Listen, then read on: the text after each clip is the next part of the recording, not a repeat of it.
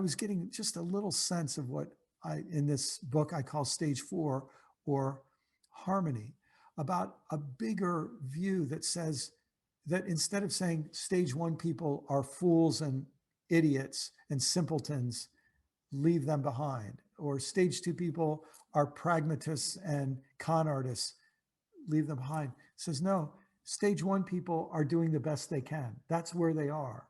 And stage 2 people, they're doing what's theirs to do. They're doing the best they can with what they have. And maybe they'll eventually come stage 3 people who are also doing what's theirs to do. They're questioning things. They're asking deep, deep questions about justice and injustice. They're asking questions about epistemology. How do we know? What do we mean when we say no? They're trying to learn how they can live with a mix of knowing and unknowing, with a willingness to say that whatever I currently know, I may later find out isn't totally true. Am I humble enough to admit that when that happens? And that's the work of stage 3. And I began to see there are certain people who have a bigger vision. And little by little, I started coming across some of those people. And even though I wasn't using this kind of language at that time, I was starting to be able to put the pieces together and see there is some bigger and more expansive way to hold Christian faith. I'm going to guess that what I was finding is exactly what the people found who started Progressive Christian Network, and it's what has attracted many of you to this community. My understanding is that stages are iterative. So when you get to that 4th stage, it doesn't mean that you've arrived and you'll be there forever now. What it means is that tends to become your new simplicity. You get comfortable with it. It helps you deal with the world. And then guess what? Some new complexity is going to hit, and you'll deal with that. And then some new perplexity is going to hit. And my sense is that we go through these things. You might think of it like winter, spring, summer, and fall make up 1 year. And then you do winter, spring, summer, and fall. But when you do those 4 seasons, the next time you're a different person. You've grown. And my guess is that after we go through these things enough, we start to realize that simplicity, complexity, perplexity, and harmony are more like 4 competencies that human beings have. And we become more and more comfortable with working with all of those competencies.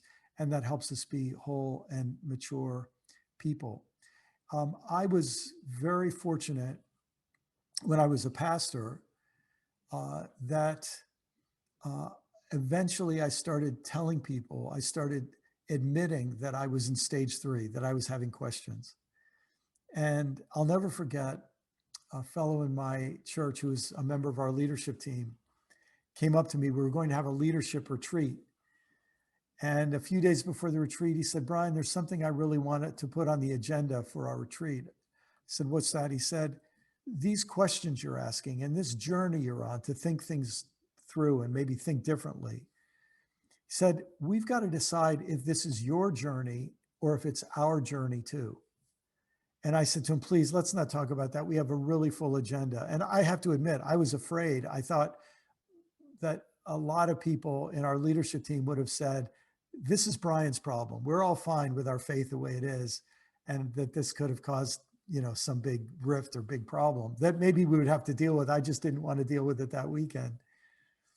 And so I asked him not to do it, but at the retreat, guess what? He did it. In one of our discussion sessions, he raised his hand. He said, I've got something I really need us to talk about. And so he just said, is this Brian's journey or is it our journey too? And what I almost get tears in my eyes when I say this, but I remember that discussion when around the room, people said, no, we're all on this journey. We want to be able to ask questions. We want to have freedom to rethink what it means to be a Christian, rethink how we understand the Bible, rethink, everything. We want to be on this journey too. And it didn't mean everything was easy after that, but it meant that